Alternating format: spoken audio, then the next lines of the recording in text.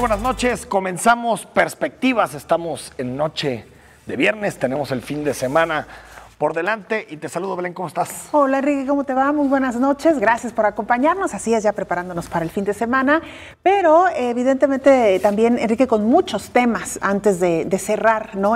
Propiamente esta semana.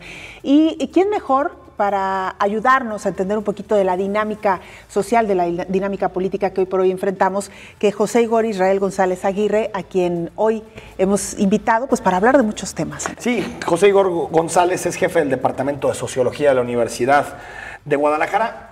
Yo creo, Belén, que es un momento político a nivel mundial, también a nivel nacional y local, por supuesto, muy interesante, que de pronto hay que salirnos de los paradigmas analíticos tradicionales y buscar un poquito de interpretaciones más profundas. Escuchamos la cápsula y saludamos a Igor.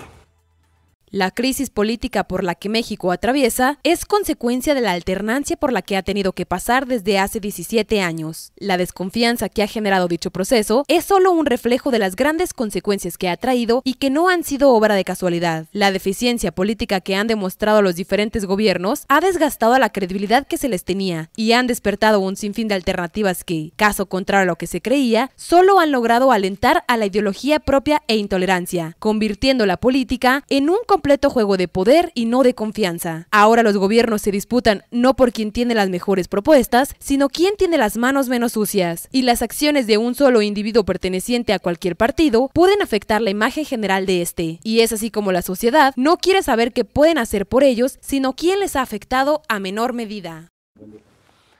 Doctor, muy buenas noches, gracias por estar aquí. Enrique, buenas noches. Belén, gracias, saludarte. Buenas gracias noches. Por la invitación. Oye, ¿por qué no empezamos, Igor, con un... y creo que nos puede dar incluso introducción para hablar de distintos temas. Hace aproximadamente un mes, Igor González presentó su libro Y sin embargo se mueve Juventud y Culturas Políticas en Guadalajara. ¿Por qué no empezamos que nos platiques un poquito de este libro y ahí le entramos a los temas? Bueno, pues les cuento, es una investigación de largo aliento que tiene ya algunos 10, 12 años en las que estoy tratando de plasmar los resultados que he obtenido a partir de este proceso investigativo, y lo que interesa en el texto y lo que me ha interesado a mí en los últimos años es indagar más o menos cómo está la relación entre los jóvenes y el espacio público, y particularmente cierto sector de los jóvenes, que son los que están retratados, digámoslo así, en este libro, ¿no? Que son jóvenes que en una primera instancia pueden pensarse como apáticos, como gente desapegada, como una población a la que lo político y lo público no necesariamente les interesa. Sin embargo, la propuesta del texto y la propuesta de mi proceso de investigación mucho más amplio es precisamente empezar a preguntar otra serie de cosas que tengan que ver con indagar cómo se construye esa especie de apatía, cómo se produce ese distanciamiento entre amplios sectores de la juventud y la esfera política. Entonces, para eso necesitamos empezar a repensar un montón de preguntas que le hacemos particularmente a los jóvenes. De ahí el título del trabajo, ¿no? Que sea, a ver, en un principio el prejuicio, el estereotipo dice que estos jóvenes son apáticos por naturaleza. No participan. Sin embargo, se mueven. O sea, hay un montón de cosas que les interesan y que pueden ser leídas en clave política, desde cosas aparentemente tan banales como tatuarse o no tatuarse, es decir, ámbitos de indecibilidad frente a los que los sujetos jóvenes tienen que adoptar una postura y que pueden estar establecidos en este rango, ¿no? De lo más aparentemente banal, que no lo es tanto, hasta aquello que no es tan banal como la decisión de enamorarte o no de una persona de tu mismo sexo, ¿no? Y son temas, núcleos temáticos que a amplios sectores de la juventud les producen un interés importante, incluso como para vincularse con la construcción de lo público alrededor de ese tipo de temáticas, no frente a la dimensión formalmente instituida de lo político, que tiene que ver con partidos políticos, con procesos electorales. Instituciones, ¿no? Exacto. Esa parte les genera cierto escepticismo, por decirlo de manera suave, a amplios sectores de la juventud. Pero eso no quiere decir que sean apáticos, pues. Hay otros lugares o núcleos temáticos que a la juventud verdaderamente le interesan, le interpelan y frente a los cuales se vincula con lo público, ¿no? Y de eso es básicamente de lo que trata el libro. Y se hace a través de averiguar este proceso, esta relación entre lo público y la juventud mediante la noción de cultura política, puesta en plural, como está colocado en el texto, que es una una especie de guiño, un desafío a las miradas convencionales acerca de la cultura política. Un dato sin duda, o datos sin duda alguna interesantes, incluso si algún político está interesado en cautivar a este sector del electorado. ¿En dónde andan los jóvenes? ¿Qué les gusta? ¿Qué les interesa? ¿Qué sí les apasiona, por ejemplo? Mira, ahí, hacia manera de hipótesis gruesa, puede hablarse de que hay por lo menos 3 campos que son fundamentales, 3 campos tradicionales, convencionales, que son fundamentales para la juventud, que es la familia, el trabajo y la escuela. O sea, esos siguen siendo, digámoslo así, como campos en los que se integra la preocupación, alrededor de los que se integra la preocupación de lo juvenil en la zona metropolitana de Guadalajara, pero puedo arriesgarme a hablar incluso que a nivel nacional, por algunas razones que si quieren en otro momento les cuento. Entonces, en ese sentido, esos son los 3 principales núcleos temáticos, ¿no? Familia, escuela y trabajo. Sin embargo, la juventud adquiere otros posicionamientos respecto a esos tres campos, ¿no? Por ejemplo, la familia, uno revisa las estadísticas, la familia ya no es lo que solía ser, digámoslo así, ¿no? Ahora, por ejemplo, la institución llamada matrimonio, para el 80 y tantos % de la población joven en el país, no significa demasiado, ¿no? Y eso habla de una reconfiguración de esa institución, en buena medida vehiculada por la vía de lo juvenil. Con respecto al trabajo, ya no es la noción de trabajo que a lo mejor nosotros o nuestros padres tenían, ¿no? Ni de broma. Precisamente existen otras formas de vincularse con el campo laboral, y frente a eso tendríamos que presentar ahí una serie de tensiones y de cuestionamientos, pero bueno, de lo que estamos hablando es de cómo esto se configura como un interés de la población joven. Y la escuela sigue siendo una vía para, digámoslo así, para la movilidad social, para ascender en la escala social, pero también se buscan otras formas de encontrar saberes, ¿no? Esos son los 3 principales núcleos temáticos. Pero para complementar la hipótesis que les decía, que es una hipótesis más general, existen otros, que la mayoría tienen que ver con el cuerpo, con cómo el cuerpo puede convertirse incluso en una arena política. Y yo me he atrevido a hablar, me he arriesgado a plantear la hipótesis de que incluso esa es la última de las arenas políticas a las que tienen acceso los jóvenes. Es precisamente sobre el cuerpo. Pero la primera que les interesa, parece. Es de las principales, sí. Y tienen que ver con ese interés que gira alrededor del cuerpo, tiene que ver, no me refiero solo al cuerpo real, ¿no? Sino a cómo se simboliza y significa en sociedad. Tiene que ver, por ejemplo, con el campo de la sexualidad, con el acceso a más y mejores derechos en el plano de lo sexual. Y ese proceso puede ser leído en clave política, es un proceso altamente politizado, pues. E insisto, son cosas que se abordan en el libro y tratan de leerse en ese sentido. Otro de los campos emergentes, digámoslo así, con respecto a la juventud, o 2 de los campos emergentes con respecto a la juventud, tienen que ver con movilidad urbana. Claro. Se están reinventando formas de transitar por la ciudad. En buena medida. Hasta el Uber y todas estas cosas, ¿no? Exacto. Que atraen mucho a los jóvenes, las bicicletas, ¿no? Y quizá vinculado con esto está la cuestión ambiental, que es otro de los aspectos que le llama mucho la atención, que interpela a la juventud y frente a los cuales incluso busca involucrarse y se involucra, ¿no? En la construcción. Qué interesante este último dato, Enrique, porque lo he escuchado antes y recientemente, el hecho de que las nuevas generaciones vienen mucho más concientizados del tema ambiental, claro. Algo que quizá a nosotros no nos interesaba tanto, pero que ante esta realidad, pues supongo que es por ello, ¿no? Me decía alguna vez un alumno ahí en el CUCS, me decía, nosotros veremos la muerte del auto. Wow, pues digo, ojalá. es demasiado, ¿no? Digo, no sé, pero a lo que me refiero es como esas nuevas batallas políticas. Claro. Cuando yo pienso en estas demandas, digo, ¿cómo se ha pasado de las viejas demandas, por ejemplo, no sé si viejas, pero demandas históricas, por ejemplo, de la izquierda, como el trabajo, las horas, que se está trabajando, incluso los permisos de maternidad, todo este tipo de debate. La relación obrero-patronal, y siento que ahora ya no es ni tan importante para una parte de la juventud porque dicen, tal vez a mí me gusta el trabajo flexible, que esa palabra en los 60, 70 era flexible, era derechoso, ¿no? Pero ahorita dicen, bueno, si yo puedo trabajar desde mi casa y yo pago mi seguridad. No sé si también eso está transformando las demandas de parte progresista de la sociedad, ¿no? Sin duda, sí es una, digámoslo así, es un tema que reconfigura. Si decíamos antes que el trabajo es uno de los temas que le interesa a la juventud, la reconfiguración de ese tema tiene que ver precisamente con esto, con los modos en los que se inserta el joven al campo laboral, ¿no? Aunque esto no quiere decir que las viejas, como le decías, o las demandas anteriores, ¿no? Pues, exacto, las demandas históricas hayan desaparecido, siguen estando ahí, tienen una vigencia fundamental. Sin embargo, hay que pensar que a estas se incorporan otro conjunto de demandas que apuestan precisamente por eso que señalaba. ¿Crees que esto también explica mucho, por ejemplo, en los partidos de izquierda a nivel mundial? Lo vemos, ¿no? Cómo la socialdemocracia está teniendo muchísimos problemas para conectar con los nuevos electores y cómo los nuevos partidos como Podemos o incluso lo que pasó en Francia con Mélenchon logran conectar más desde otros planteamientos, ¿no? Es que, híjole... Bueno, aquí mismo, Kumamoto, perdón. Claro, que hablaba de soberanía tecnológica hace unos minutos en el Congreso. Exacto. Ahora hay que pensar, para tratar de comprender esto, creo que valdría la pena arriesgar otra hipótesis. Pensemos que el campo político se articulaba alrededor de una especie de prevalencia de lo ético y por debajo estaba lo estético.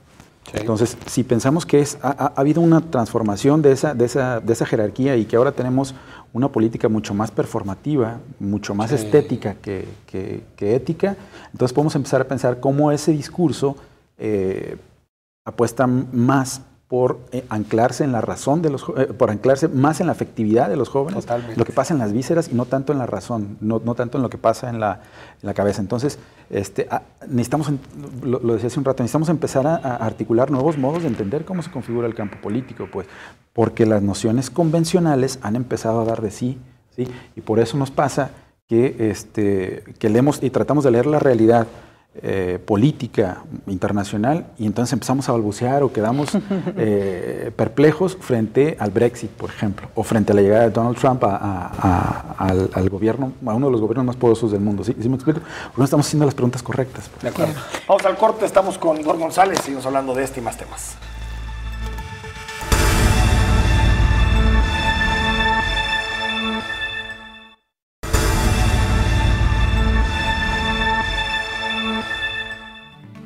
Estamos de regreso esta noche en Perspectivas, dialogando con el doctor José Igor Israel González Aguirre. Él es jefe del Departamento de Sociología. Antes de irnos a la pausa hablábamos ya de esta, que es una de sus obras, que está dedicada precisamente a los jóvenes y sin embargo se mueve. Y doctor, para entrar un poquito en otros temas, ¿cree que México hoy por hoy está enfrentando un momento político de relevancia luego de 17 años de alternancia ya? Sí, definitivamente. Yo creo que estamos frente a una coyuntura fundamental. Me preocupa mucho no solo el proceso electoral, que estamos acostumbrados a que en estos periodos haya más que intercambio de ideas, guerras de lodo, ¿no? Sí. Descalificaciones, desaprobaciones, en fin.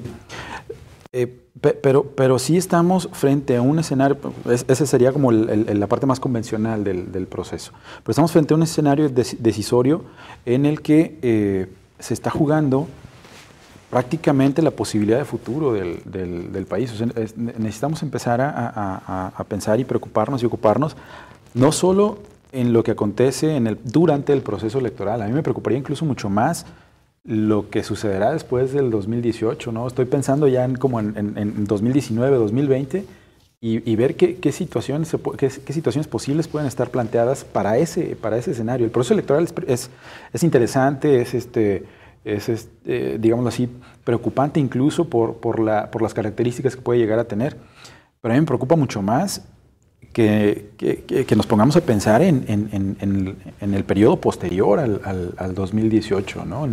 Después de que asuma el nuevo gobierno el mandato. ¿Qué es lo que vamos a hacer? ¿Cuál es el papel que nos corresponde a nosotros como ciudadanos en la construcción de ese posible proyecto de nación? Tenemos lo que se necesita, no solo los ciudadanos, sino los actores políticos formales para hacerle frente a lo que acontece o a lo que nos va a acontecer entonces y sí...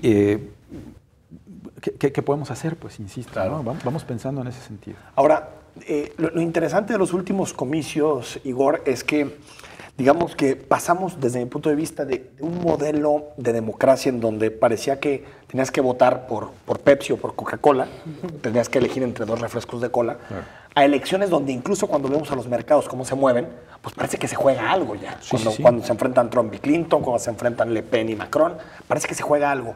En el caso de México, donde parece que va a haber un referéndum entre, digamos, la continuidad de dos partidos políticos que, como PRI y PAN, que creo que comparten más o menos lo mismo del modelo económico, del modelo político, de sociedad, y el caso de Morena como movimiento emergente, ¿crees que realmente hay diferencias de fondo en torno a su proyecto político o de nación de cara a lo que tú dices después de 2018? Fíjate que no estoy tan seguro que haya grandes diferencias, sino más bien me parecería que hay una especie de tendencia, seamos honestos, el margen de maniobrabilidad para dar grandes virajes en este país es muy escaso.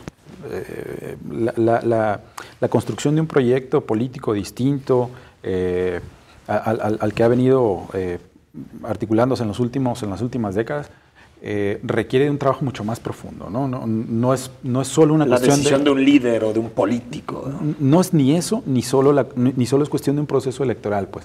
La democracia es mucho más que la coyuntura electoral, que aunque es importante ir a depositar el voto en las urnas, pues es necesario pensar en cómo articulamos nosotros como ciudadanos, cómo nos articulamos para contribuir en la construcción de lo público. Y es un proceso que está mucho más allá de las elecciones o de la coyuntura electoral.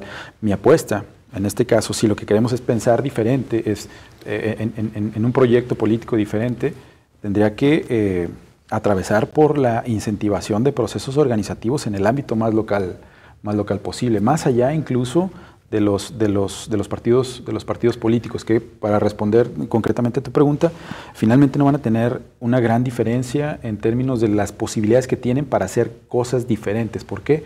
Porque no gobiernan solos. O sea, el presidente no gobierna solo, pues hay que ver cómo se van a configurar las cámaras y el aparato legislativo. Del gabinete para abajo, pues hay que ver cómo se va a configurar, y entonces vamos a poder darnos cuenta de cuáles son las posibilidades reales de un proyecto de nación distinto, ¿no? Y también de pronto, ¿qué tan proclives son estos proyectos a precisamente generar estructuras que dispersen poder? Porque me parece que de pronto tanto el PRI, PAN o Morena entienden el poder de una forma muy clásica. Claro. O sea, el poder en el sentido del presidente para abajo, se toman decisiones, claro. Pero en realidad en términos de participación ciudadana, en términos de tener estructuras más porosas a la participación, no veo un gran debate nacional sobre ese tema. Es que es peligroso políticamente. Dispersar el poder es un acto terriblemente peligroso y tiene consecuencias o costos políticos y sociales altísimos. Pues, ¿quién en su sano juicio político va a decir, sabes que yo te cedo mi poder? Este poder que me ha costado casi 100 años. Estas decisiones tómalas tú como comunidad, ¿no? Exacto, casi 100 años. Este poder que me ha costado casi 100 años obtener y acumular, de golpe y porrazo te lo cedo. Claro. Es y lo un digo, costo político altísimo. Porque tú y yo hemos discutido mucho este tema, por ejemplo, la emergencia de movimiento ciudadano en zona metropolitana de Guadalajara. Y ha habido muchos asuntos puntuales, incluso lo discutimos aquí con Enrique Ibarra, ¿te acuerdas, secretario general? Como el de AN, Buen Titán, claro, como incluso el estacionamiento de Mexicalcingo, que tú pensabas, por el discurso de movimiento ciudadano en un momento, pues van a colocar sobre la mesa distintas formas para que la ciudadana participe, para que se protejan los espacios públicos, y lo que vimos fue un enfrentamiento entre policías y vecinos. Entonces dices, al final la forma de entender la autoridad, el poder y las decisiones públicas parece que lamentablemente se mantiene. Sí, y es lo que te decía hace un rato, ¿no? Para que eso cambie, como es una cuestión terriblemente estructural, altamente estructural, y que hemos venido arrastrando desde 1929, si tú quieres, e incluso antes, no se cambia de golpe y porrazo, ¿no? Se requiere de otra serie, de la incorporación de otra serie de factores, que me gustó mucho cómo lo planteabas hace un momento y que podríamos definir como un gran desafío, que es el desafío de la gobernanza. Es decir, ¿cómo podemos hacer que los actos de gobierno no sean solo actos de gobernantes, pues, sino que convoquen a la participación de la ciudadanía? Y de ahí se derivaba la otra apuesta que les decía hace un rato, la necesidad de incentivar procesos organizativos en el ámbito más local posible, a nivel de barrio, a nivel de manzana, vaya. Claro. En la medida en que esto se logra, podemos empezar a conectar, podemos empezar a aprovechar los saberes que ya se tienen en los barrios, por ejemplo, los saberes organizativos me refiero, e incorporarlos a los procesos de toma de decisiones. Implica dispersar y ceder el poder.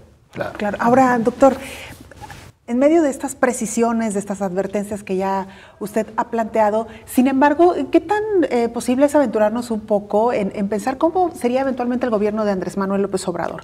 Porque si bien es verdad, bueno, él es Morena o Morena es Andrés Manuel, me parece que más bien es Morena es Andrés Manuel López Obrador. Estamos hablando de un líder, ¿no? Que esto quizá haría la diferencia entre los presidentes que hemos tenido recientemente, que el partido es quien finalmente los ha llevado a este cargo. Pero la figura de Andrés Manuel López Obrador definitivamente, digamos, se cuece aparte. ¿Podríamos pensar un poquito cómo sería este gobierno, esta relación de Andrés Manuel con los mexicanos? Con los mexicanos. Híjole, yo creo que hay hipótesis ahí arriesgadas porque, no sé, se me viene no quiero decir que vaya a pasar de esta manera, pero se me viene a la cabeza el gobierno argentino de los 70s que llega, el de Menem me refiero, que llega con un discurso muy orillado hacia la izquierda y finalmente en cuanto retoma el poder, ese discurso o los actos derivados de ese discurso se transforman por completo. No quiere decir que eso vaya a pasar aquí, pero hay que tener por lo menos la mirada puesta frente a esa posibilidad. Ahora, suponiendo la llegada de Andrés Manuel a la presidencia de la República, creo que podría ser, la relación entre gobierno y gobernados podría ser quizá un poco más horizontal que en ocasiones anteriores, por el discurso que maneja Andrés Manuel. Pero también hay que pensar que la estructura no está diseñada para eso. La estructura del sistema político no está diseñada para que eso ocurra. Hay que ponernos a pensar en cuáles son los canales de diálogo que tenemos para conversar con nuestro presidente. ¿Twitter? Sí, claro. Está bien, pero sí me explico. Creo que sí existen condiciones de posibilidad, dado el caso de que Andrés Manuel llegara a la presidencia, para una relación entre gobierno y gobernados un poco más horizontal. Me preocupa que frente a esas condiciones de posibilidad existe también una estructura que no está diseñada para establecer diálogos directos entre la ciudadanía y su gobierno federal, por ejemplo. Y que finalmente ya lo planteaba usted, Andrés Manuel, pues no gobernará solo, habrá un Congreso que quizá no sea de mayoría o favorable a él. Habrá partidos políticos también, habrá una oposición, es decir, que finalmente no gobierna solo, ¿no? No, y de ahí el margen de maniobrabilidad es relativamente escaso, pues, porque no se pueden dar bandazos sin el aparato legislativo, ¿no? A mí me interesaría también que por introducir el asunto del miedo. Exacto. Dentro del debate que está existiendo en México, porque me acuerdo mucho del último libro de Humberto Eco que se llama Número Cero. Utilizaba un concepto que se llama la máquina del fango. Y decía, no importa, mira, tú incluso a un viejito fumándose un cigarro en un parque puedes convertirlo en un gran criminal. Depende cómo lo describas, ¿no? Igual lo describes que está viendo un niño, de alguna forma que lo hace ver como un criminal. Creo que con Andrés Manuel esa estrategia de miedo está en la maquinaria clarísima, ¿no? Porque es desde el asunto de Eva Cadena, pasando por si es Venezuela o bolivariano, si es... ¿Crees que el mexicano en este momento, Igor, tiene las mismas susceptibilidades a esos temas como por ejemplo en 2006, donde desde mi punto de vista pues fue un factor fundamental el discurso del miedo? Sí, y yo matizaría el argumento. Diría que en los últimos 12 años, los últimos 2 sexenios, creo que sí ha habido un buen aprendizaje por parte de la ciudadanía con respecto a tener una postura crítica frente a los discursos de la oposición, ¿no? Claro. O frente a los discursos a las guerras sucias, por decirlo de alguna manera. Han producido un profundo desencanto entre la ciudadanía, pero también han tenido esta consecuencia, digámoslo así, positiva, en el sentido de que sí ha generado una serie de aprendizajes y por lo menos hay ciertos sectores de la ciudadanía, clase medieros, si tú quieres, más o menos educados, que ya adoptan una postura por lo menos escéptica frente a cualquier información que se les presenta. En este sentido, yo creo que el discurso que busca producir miedo puede ser efectivo, tiene una eficacia simbólica importante, pero me parece que hay por lo menos ya un conjunto de saberes entre algunos sectores de la ciudadanía que permiten tener una perspectiva un poco más crítica. Habrá que ver finalmente cómo se desarrolla el proceso electoral para pensar en este tipo de cosas. Fíjate que me preocupaba mucho más el tema del miedo, no tanto del miedo producido por las instituciones acerca de las instituciones, sino del contexto, del miedo que puede producir el contexto claro. Crecientemente violento en el que estamos situados. Sobre todo para la organización, sí, ¿no? Sí. Ese es un factor al que todavía no le hemos tomado el pulso en relación con el proceso electoral. Tenemos desafortunadamente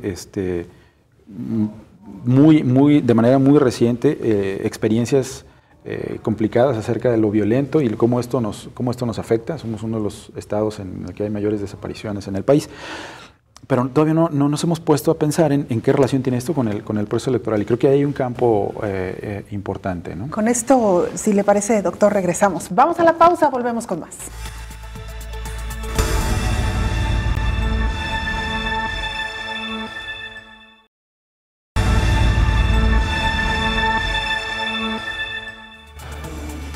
Estamos de vuelta en Perspectivas, noche de viernes, platicando con Igor. Ojalá nos estén viendo con una cervecita, con algo así, ¿no? Sí, además para este calor, Enrique, vaya. Exacto. Que hemos tenido noches también bastante calurosas, pero bueno, gracias a usted que está al pendiente de este programa, y si nos está viendo en la repetición también, muchas gracias. Antes de irnos a la pausa, Enrique, doctor, plantea usted un elemento fundamental, la seguridad. ¿Qué papel va a jugar de cara al próximo proceso electoral con acontecimientos tan fuertes como los que hemos vivido recientemente y bueno, a lo largo de los últimos años? Claro, desafortunadamente ese tipo de miedo, estábamos hablando de miedos hace un rato, pero ese tipo de miedo sí puede desincentivar la participación política, porque si uno no se siente seguro para acudir a las urnas, pues difícilmente va a salir de su casa, y eso puede ser utilizado incluso como una posible estrategia para orientar hacia un lado u otro la balanza de las preferencias electorales. Es algo complicado, y eso es si uno solo lo ve por encima, ¿no? El proceso, sí. Pero abajo de eso hay un montón de cosas. Por ejemplo, piensen en el cúmulo de agravios en la lista, que es gigantesca a estas alturas, solo en los últimos 5 años. Y cómo eso ha medrado y ha erosionado por completo, o en buena medida por lo menos, la confianza que tiene la ciudadanía en las instituciones, y de manera particular en las instituciones políticas. Mismos, ¿no? Y luego cómo esto se cuela a la propia constitución del yo, ¿no? Cómo el miedo ya es un componente fundamental en lo que hacemos, decimos y pensamos. Pero cuando vemos algo, un acto violento, el sentimiento natural es retraerte, sí. Al hogar, cerrar, si puedes, con 15 sí, ¿no? candados claro. Y estar adentro, proteger a tu familia, tu espacio más íntimo, y ver a cualquiera como una amenaza. Sí. Y más aún. Y ese discurso a muchos les gusta, ¿eh? Ah, sí, claro. Tener al ejército allá afuera, claro. Es que es efectivo. Y más aún, tú hablas de cuando eres testigo de un hecho violento. Sí. O cuando ves noticias. Imagínate cuando ni siquiera necesitas ser testigo de algo violento para cambiar tus prácticas cotidianas, precisamente por el temor, ¿no? Cuando lo sufres, ¿no? Claro. Que a todos nos ha tocado seguramente algo así de complicado. Entonces yo creo que es un factor al que habría que estarle prestando una atención importante para ver qué papel juega, no solo en el desarrollo del proceso electoral, sino, como decía hace un rato, en los años o meses posteriores al 18. ¿no? Ahora, hay un asunto que me gustaría que nos des tu opinión, Igor. Siento que a diferencia de la elección de 2006, en la actual, en 2018, hay un cambio en la forma en que una buena parte de los mexicanos se perciben en términos de clase social. Claro. Tal vez voy a utilizar ese término tan viejo, pero desde mi punto de vista sigue teniendo algún interés analítico, pero siento que los gobiernos del PAN utilizaron, por ejemplo, el concepto de clase media de forma muy adecuada, fue muy atractivo, mucha gente lo compró. Bueno, si me puedo sacar mi tarjetita de crédito, si puedo vivir en un coto a 250 kilómetros de la ciudad, pues soy clase media. Siento que ese discurso se ha venido bajando, es decir, se ha venido, digamos, cayendo en términos sustanciales, y ahora sí siento que el elector, el ciudadano tiene menos que perder en términos de arriesgar. Es decir, ya cada vez menos cuela ese discurso de eres clase media porque eres propietario de algo. Claro. Al revés, estás enfrentando pagos de 30 mensualidades. Siento que incluso ese discurso que fue muy importante durante los últimos 10 años de las clases medias se está cayendo, y tal vez eso haga que la gente salga a votar con menos miedo. No digo que vote por Andrés Manuel, que vote por candidato zapatista, o que se abstenga, o que anule por quien sea, pero creo que menos miedo al cambio de modelo. Claro, y habrá que ver qué tanto cuál es ese discurso, porque es evidente, y las encuestas te lo dicen, que la confianza que se tiene con respecto a las instituciones y a la posibilidad que tú tienes de transformar la situación con tu voto sigue siendo poca. Es poca. Pero en cambio, el discurso de que de que si te involucras puedes generar otra serie de condiciones, a lo mejor ese cuela un poco más allá del si te organizas, más allá del asunto de clase. Y de ahí, qué bueno que lo mencionas, de ahí resulta muy interesante, muy interesante y muy seductor la propuesta zapatista para una candidata o una candidatura plural, indígena, femenina. que es totalmente rupturista. Exacto. Totalmente, sí, pues sí, todo. Lo cual es, Andrés Manuel parece muy sistémico ante una candidatura.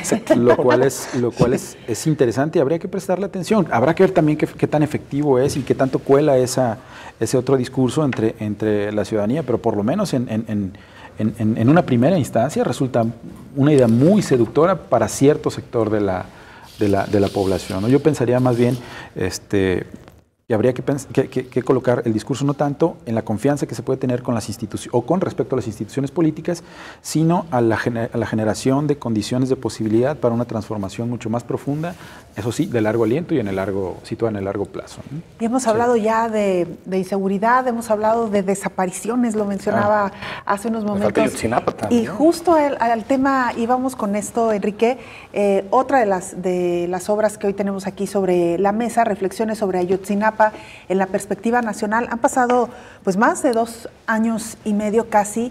¿En dónde estamos parados? En Ayotzinapa, que pareciera que surgió como un movimiento global, universal, y no sé si a estas alturas podemos seguir hablando de lo mismo, doctor. Yo creo que la preocupación sigue ahí. Sin embargo, desafortunadamente, lo decía hace un rato, el conjunto de agravios al que está sometida la sociedad, al que estamos sometidos como sociedad, es bastante amplio y hace que pues se tengan que ir sumando problemáticas frente a las cuales exacto, frente a las cuales hay que adoptar una postura. No quiere decir, lo que estoy tratando de decir es que esto no significa que la potencia generada por Ayotzinapa haya desaparecido, sino que los esfuerzos por parte de la sociedad para mostrar el desacato, el desencanto, están colocados en un montón de frentes, y en primera instancia eso podría hacernos pensar que tienden a diluirse. Pero no, yo creo que hay un germen ahí importante. Pero como que nada los articula. Justamente ese era el punto. Mi perspectiva es que hay un germen, que si bien es cierto que hay esfuerzos dispersos, pero hay un germen importante que podría permitir una articulación mayor en términos de conjuntar esfuerzos por parte de la sociedad civil y sobre todo de la sociedad civil organizada. Creo que un buen catalista, un buen detonador, mejor dicho, de este tipo de proceso de articulaciones será seguro el proceso electoral. Casi se los firmo. Sí, porque fíjate que yo cuando sucedió lo de Ayotzinapa unos meses después dije, esto puede ser como una especie de plataforma que integre muchas demandas, ¿no? Que integre demandas tan disímiles como la desigualdad, como las desapariciones, el combate a la corrupción, la impunidad. Y sin embargo me parece que se volvió en un movimiento con mucha significancia política, pero un movimiento que no reta al sistema. Si me permites esa expresión. A diferencia, por ejemplo, de lo que sucedió con el 15M, que creo que sí en su momento fue un reto al sistema, que articuló muchísimas, no nos representan, democracia real. Siento que en el caso de Ayotzinapa se quedó como un movimiento sí simbólico, pero menos agresivo contra el sistema. No de grandes mayorías, digamos. Podría ser, aunque yo estaría como situado más bien en otro lado. Quizá aceptando sin conceder esta premisa que planteas, a mí me gustaría pensar que el movimiento de Ayotzinapa, una de las virtudes del movimiento de Ayotzinapa o de las potencias del movimiento de Ayotzinapa y los que le precedieron, tienen que ver con que se atrevieron a voltear la mirada hacia la ciudadanía, hacia la sociedad, mucho más que un ataque frontal, que sí hubo, que un ataque frontal al Estado como tal, digo... O al sistema, más al sistema, claro. Tienes toda la razón. Sí. Es más adecuado decir al sistema. Más que un ataque frontal al sistema, hubo un atrevimiento de voltear hacia la sociedad, y en esto genera, a mí me parece, su potencia.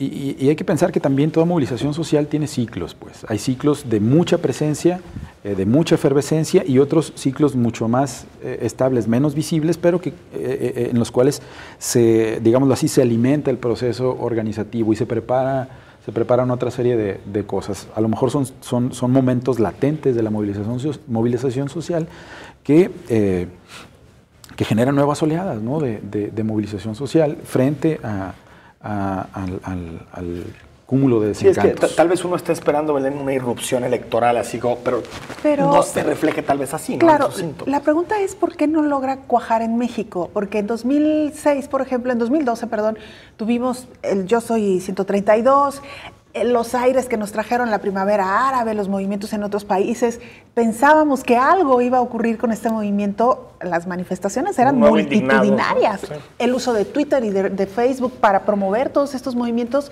y de repente ahí se quedó nada más, doctor. Yo también tengo una lectura un poco distinta al respecto. Habría que ver qué entendemos cuando decimos que cuajó o no cuajó. A mí me parece que tuvo resultados fundamentales. Tú los mencionas, el uso de Twitter y Facebook como dispositivos para producir saberes organizativos. Ese es ya de suyo un triunfo gigantesco.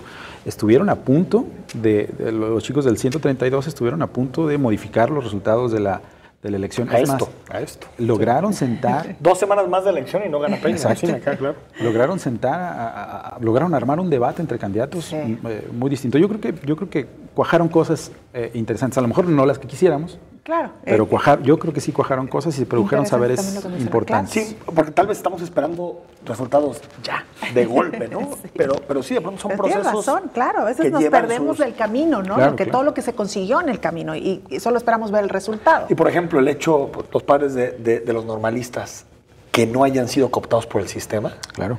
Después de todo lo que ha existido, incluso hasta por Andrés Manuel, estando en Estados Unidos. Nos habla así de una independencia del movimiento y una autonomía del movimiento que tal vez en algún momento tenga más sentido para grandes partes de la sociedad, ¿no? Claro. Es el atrevimiento de pensar sin Estado, lo cual es un desafío muy brutal, complejo. Vamos al corte, estamos en Perspectivas, platicando con Igor González, jefe del Departamento de Sociología. Al regreso también, Belén, hablamos de uno de los conceptos de nuestro tiempo, el populismo. Así es, con esto y más volvemos.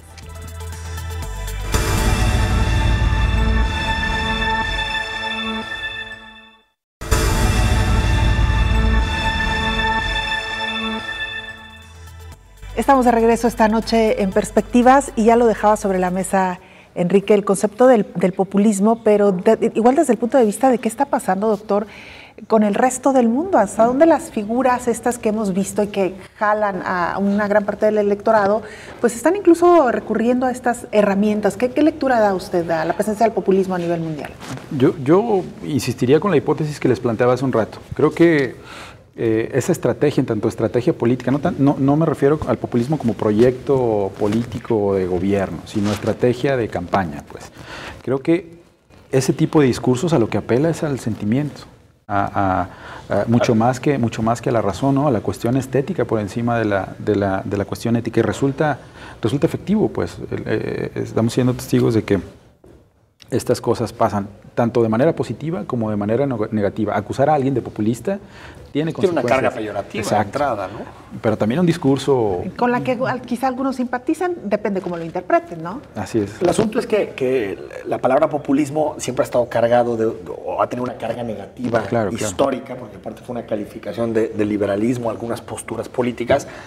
Pero lo interesante es que ha habido toda una escuela, y tú lo sabes, Igor, que ha tratado de recuperar el populismo más que como una crítica, como una forma de entender la política, la relación entre el líder y el pueblo, la forma, por ejemplo, en que Laclau o su esposa Mouffe plantean cómo ciertas demandas se interiorizan en un gran discurso. Es decir, creo que fueron adelantados a su tiempo porque en este momento vemos que las coordenadas políticas se han movido, desde mi punto de vista, y tú nos darás tu opinión, de la izquierda y la derecha, a lo liberal y lo conservador, a populistas y liberales. Parece que eso se vuelve como el gran enfrentamiento global, ¿no? Y los populistas pues pueden ser desde Pablo Iglesias, en España, hasta Donald Trump o Marine Le Pen. Es decir, porque son fenómenos muy heterogéneos, ¿no? el populismo. Claro, me gusta mucho esta idea de cómo se han dislocado las coordenadas convencionales desde las que leíamos la cosa política, ¿no? Y esto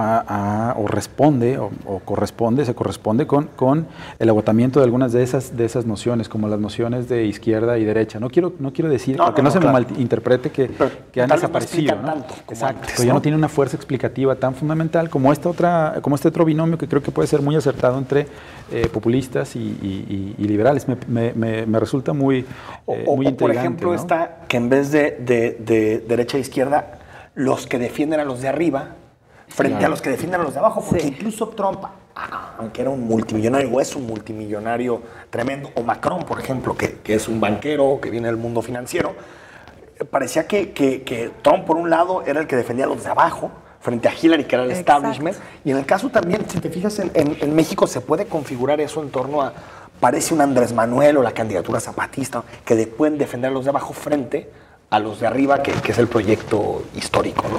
Claro, claro, incluso estamos hablando de esta división entre el 90%, por ejemplo, la distinción de hace algunos años, el 99% y el 1%, el 99% que estamos abajo contra el 1% que está allá arriba. Esta parte del 99% había izquierdas, derechas, arriba y abajo, pues sí me explico. Entonces, esta idea que coloca sobre la mesa de empezar a entender cómo se han dislocado las coordenadas de lo político me parece fundamental para no quedar perplejos frente al modo en que se está estructurando la realidad. Creo que es una perspectiva bastante certera. Por regresar al asunto del populismo, comentario muy breve, creo que valdría la pena reconocer ahí que este es un arma de dos filos, pues. O sea, puede ser utilizado como, mejor dicho, tiene muchos rostros. Puede ser visto desde una perspectiva peyorativa y puede utilizarse como un arma para atacar, pero también puede ser un discurso velado y disfrazado de liberalismo, que puede ser muy efectivo al momento de empatizar con el electorado, por ejemplo. Claro. ¿No? Y ahora, doctor, hablando propiamente de la izquierda, de lo que conocemos tradicionalmente como la izquierda, aunque bueno, también hay muchas izquierdas, ¿qué está pasando en América Latina con esta corriente? Y si en México podríamos ver eventualmente, que me parece que por lo que ha ocurrido hasta ahorita no, este sueño de unificar a las izquierdas de cara al 2018. Híjole, ahí voy a contestar mucho más desde el sentimiento.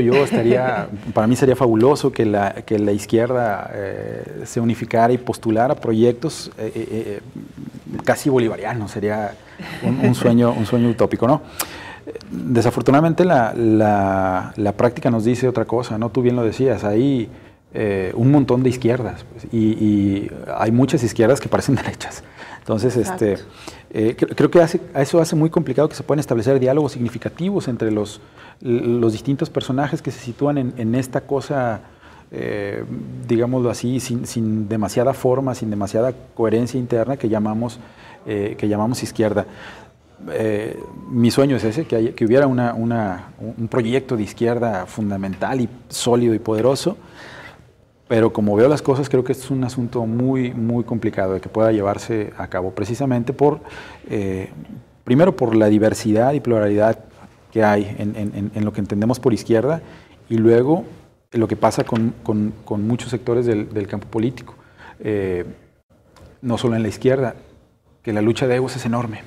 Claro. Esto permite pocas posibilidades para el diálogo, ¿no? Todos quieren ser líderes y todos quieren ser los candidatos. Sí, y aparte en la izquierda siempre está muy, muy arraigada esta idea de que quien no sigue los principios a rajatabla traiciona. Es un traidor. Exacto. Es un traidor, ¿no? O sea, no estamos hablando de que es alguien que toma una mala decisión. Es un traidor. Y ya bajo esos argumentos, tú lo sabes, Igor, es muy difícil construir acuerdos. Exacto. Y es una de las cosas en las que quizá como país hemos fallado, ¿no? En la posibilidad de construir acuerdos desde la diferencia. Alguna vez lo platicábamos en otro espacio. La idea de construir acuerdos no implica borrar las diferencias, sino precisamente ponerlas al frente y a partir de las diferencias comenzar a construir acuerdos. Y creo que es uno de los desafíos que tenemos ya en este momento para los años que vienen, ¿no? ¿Cómo ves, Igor? Nos quedan algunos minutos. La izquierda social, más desde los movimientos sociales en Jalisco, lo que ha sucedido con Temaca, el feminismo, que me parece que ha resurgido con una fuerza que yo la verdad no lo veía hace algunos meses. Ahorita ves que el feminismo es clave y ha empezado a vertebrar muchas identidades políticas. Sí, claro. En Jalisco, los movimientos de los ciclistas urbanos, las reivindicaciones relacionadas con la sexualidad, con la identidad de género, pues nos habla de mucha ebullición. Y que, como tú decías, parece que tampoco les importa mucho ganar una elección, sino defender ciertas causas. Sí, ¿no? Claro. Mira, en Jalisco, yo lo que se me presenta, también te lo puedo decir con base en algunos otros estudios que hemos hecho al respecto, hay una ebullición constante de movilizaciones sociales altamente significativas. Quizá no son tan visibles como quisiéramos que fueran, pero están teniendo una repercusión importante. No solo en términos de que colocan temáticas en la agenda, primero colocan temáticas en la esfera pública, que después se convierten en agenda, y después se transforman en agenda gubernamental. Las agendas públicas se convierten en agenda gubernamental, que se enfrentan después al desafío de la gobernanza, como lo decíamos hace un rato, de la construcción de políticas públicas más o menos acordes a ese tipo de demandas. Pero creo que atraviesa esta ebullición aparentemente dispersa, poco sistemática de la movilización social en el Estado, particularmente en las zonas mucho más urbanas y metropolitanas, atraviesa por esa vía. El efecto que tiene, o por lo menos es lo que yo estoy tratando de interpretar, es que configura o coloca, sus grandes triunfos tienen que ver con que colocan demandas temáticas en la esfera pública, que se convierten en agenda pública primero y luego gubernamental. Y las luchan en las instituciones. Exacto. Porque también yo creo que hay una parte de los movimientos sociales que aboga por, como dicen, aislarse del Estado, o marginarse del Estado, y del mercado, y de marginarse de todo. y pues existen, son cosas que existen y con las que tienen que coexistir todos los días. Y por ejemplo, en el caso de Temaca, si la gente de Temaca hubiera pensado que las instituciones no valen para nada, pues nunca hubiera habido una resolución de la Suprema Corte en donde se prohíbe que la cortina fuera ciertos metros que inundaran. A lo que me refiero es que creo que los movimientos sociales de izquierda que han apostado por también pelear en las instituciones, creo que son las que han tenido más efectividad. No sé si eso es a corto, mediano o largo plazo, pero es la que tiene más efectividad para lograr los objetivos, ¿no? Y hay que colocar sobre la mesa otro término que no es muy, digamos, no tiene una sanción tan positiva, igual que el populismo, que es el del pragmatismo. Yo creo que uno de los aprendizajes que han tenido buena parte de las movilizaciones sociales en la entidad, en el país, podría atreverme a decir, es que han encontrado maneras de relacionarse, muy pragmáticas, de relacionarse primero con las instituciones, pero también de quedar fuera de estas, cuando así lo sin jugar en su lógica. Exacto. Y eso a mí me parece ya de suyo un aprendizaje fundamental que acumulado puede ser interesante para lo que decía hace un rato, ¿no? Para la construcción incluso de agenda gubernamental. Doctor, antes de despedirnos, nos quedan apenas un par de minutos, pero sería interesante tocar de filón, Enrique, el tema local. Pensaba mientras hablábamos de todos estos personajes que han sido pues clave en algunos procesos electorales, en la figura local de Enrique Alfaro. Me pregunto si veremos ahí choque de trenes, porque una vez que hoy cada vez se ve más lejana la posibilidad de una alianza entre Morena y Movimiento Ciudadano, el hecho de que Morena esté cobrando fuerza a nivel nacional, incluso aquí en el Estado, si no habrá por ahí un choque de trenes entre dos personalidades muy fuertes, que ya las hubo, hay que decirlo, claro. ¿No? Puede ser, es un escenario posible. Habría que ver si no estamos ya muy avanzados. Digo, oficialmente todavía no es el proceso electoral, ¿no? Septiembre. Pero habría que ver si no estamos ya muy avanzados en este sentido, ¿no? Como para ver si realmente existe la fuerza suficiente por parte de Morena como para convertirse en un tren, exacto, como para convertirse en un tren, por utilizar la metáfora que usas, que permita que haya este choque. Pero es un escenario posible, muy posible. Antes de irnos, ¿cómo ves a Kumamoto? Muy interesante, hay que ver. Alguna vez también lo discutimos, la figura del independiente puede ser muy seductora. Desafortunadamente los partidos políticos aprenden muy rápido.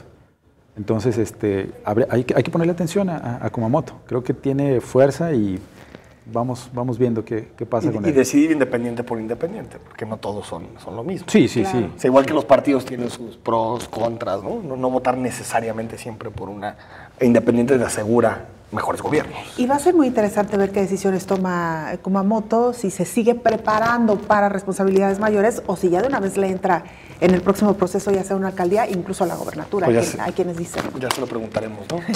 Igor González, gracias por haber estado aquí con nosotros, gracias por habernos acompañado. Y bueno, hasta aquí llega Perspectivas. Próximo lunes, no se lo pierdan, 9 de la noche. Gracias y buen fin de semana. Muchas gracias.